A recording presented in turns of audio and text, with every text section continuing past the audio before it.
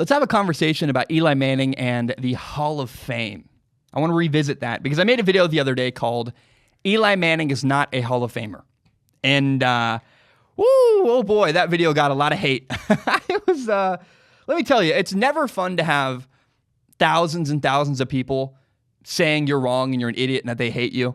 It's never fun to have a lot of people call you dumb. But I do try to listen. I try to listen to the criticism when I receive it. I try to have an open mind and say, okay, let's reevaluate. Was I wrong? Let's listen. And clearly, a lot of people disagreed with what I had to say. I listened to every argument. Some of the arguments I thought were really silly. Some of them, though, did open my mind a little bit.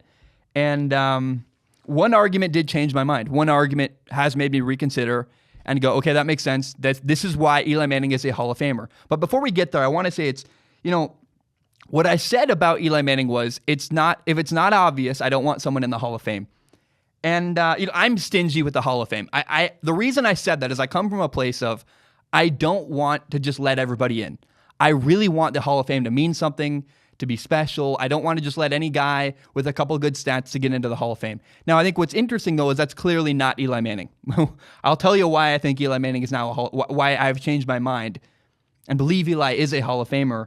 But I want to repeat, I want the Hall of Fame to be a special thing that's meaningful and not just let everybody in that we think is good and has an interesting couple of stat lines. Here's the argument, though, that convinced me that Eli Manning deserves to be in the Hall of Fame. If I tried to sit someone down and tell them the story of the last 20 years of the NFL, Eli Manning's name would have to come up. If I tried to explain, here's what happened in the NFL from the year 2000 to 2020, Eli Manning's name would have to come up multiple times. You had mentioned Eli Manning. You'd start with him coming out of college. He was the quarterback. He's only the second quarterback in NFL history, second player in NFL history to refuse to play for a team and say, if you draft me, I'm not going there. John Elway did it. Eli Manning did it. I will always appreciate and remember that. It's one of my favorite sports memories of all time. I made a video talking about my favorite moment in Eli Manning's career. I said that. Eli Manning will always be special to me because of that moment. And then, then you go, okay, Eli was the brother of legendary quarterback Peyton Manning. And I'll tell you, I grew up playing catch with my brother in the backyard. We would pretend we were Peyton Manning, Eli Manning. That was the fun thing. And they played against each other. Peyton and Eli had games where they played against each other. That's special. That's cool. And you would have to mention that. If you're going to talk about the last 20 years of the NFL, you have to say, well, there was this crazy moment where Eli and Peyton played against each other in a football game. That's pretty cool. But then, here's what's even cooler, is Eli Manning wasn't just Peyton's brother.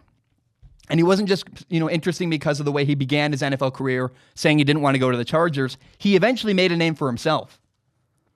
He won 2 Super Bowls, and he was the MVP of both. And I had to be honest with myself. I'm going to tell my kids about that. When I grow up and I have kids, I'm going to tell them stories about football and what it used to be. And I'm going to say, there was this guy named Eli Manning. He beat Tom Brady twice in the Super Bowl. In fact, one of the years, Tom Brady and the New England Patriots were 18-0. They were undefeated heading into the Super Bowl.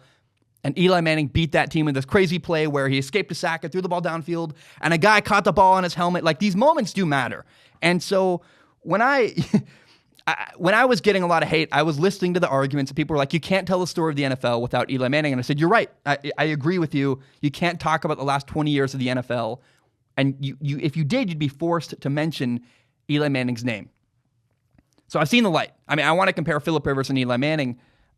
You can tell the story of the last 20 years of the NFL, and you don't need to mention Phillip Rivers' name. You don't.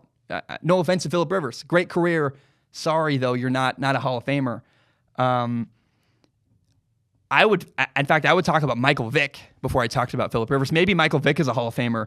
I'm going to tell my kids about Michael Vick, too, so maybe, I don't know. But the point is, it came down to this. I came out and said that Eli Manning should not be a Hall of Fame quarterback. And basically I walked into a group of people. I walked into a room and I looked around at the crowd around me. I was like, okay, who agrees with me? Who agrees with me that Eli Manning should not be a Hall of Famer? And I realized I wasn't in a group with a bunch of rational people that have well thought out arguments. The only people that agreed with me, the only people that said, yeah, Zach, you're right, were people that just aggressively hate Eli Manning and are totally emotional and irrational arguments. And I was like, okay, this isn't my crowd of people. This is a weird situation to be in. And so I know how this looks. I know that if here's how it looks, I think, from the outside perspective. It looks like I said one thing, I got a lot of hate for it. I changed my mind. I'm not changing my mind because of the hate. I'm changing my mind because people came after me and gave me better arguments than the one I was making. They changed my mind because they were right. I think it makes sense. My former position, which is that you can't just let everybody in. It can't be a debate. It's silly because there's literally a committee of people that debates who gets into the Hall of Fame. Why even have a committee if you can't have a debate? It just makes sense to me. I was like, okay, fair enough. You got me. It makes sense. The reason why Eli Manning belongs in the NFL Hall of Fame is because you can't tell the story of the NFL in the last 20 years without bringing up Eli Manning's name. And the Hall of Fame should be a celebration of special moments and special players. And if you're going to do that, yeah, Eli Manning belongs in. I do want to say, though, there is a really terrible argument people make, too. This one kills me. I hate it. So I've made the good argument. I agree. By the way, yes, Eli Manning belongs in the Hall of Fame. Here's an argument, though, that drives me nuts and is truly terrible. Some people try to convince me and say that Eli Manning belongs in the Hall of Fame because if Joe Namath got in, if Joe Namath could get in, so should Eli Manning. And then they compare their stats, and they compare Eli Manning's stats to Joe Namath's stats. And it's the worst argument I've ever heard in my life. Joe Namath played quarterback in the 60s and the 70s. It's a different era of football. You can't compare the numbers of Joe Namath to Eli Manning. The game is completely different. It's completely evolved. We're in a different place. And by the way, Joe Namath gave us one of the most memorable moments at the beginning of NFL history when he guaranteed a Super Bowl win. And then he did actually, in fact, win the victory and win the Super Bowl. Joe Namath belongs in the Hall of Fame because of that moment. He was a gigantic part of the growth of the NFL. But if you compare the numbers of Joe Namath and Eli Manning, that's stupid and wrong. Context matters. The context of where we were in the 60s and 70s in the NFL is completely different to the where the game is now. Comparing numbers of someone from the 60s and 70s to someone who played in the 2000s is just silly and ludicrous, and I think a horrible argument. And so context matters. And to compare Eli Manning and Joe Namath's stats is completely disingenuous and I think very silly.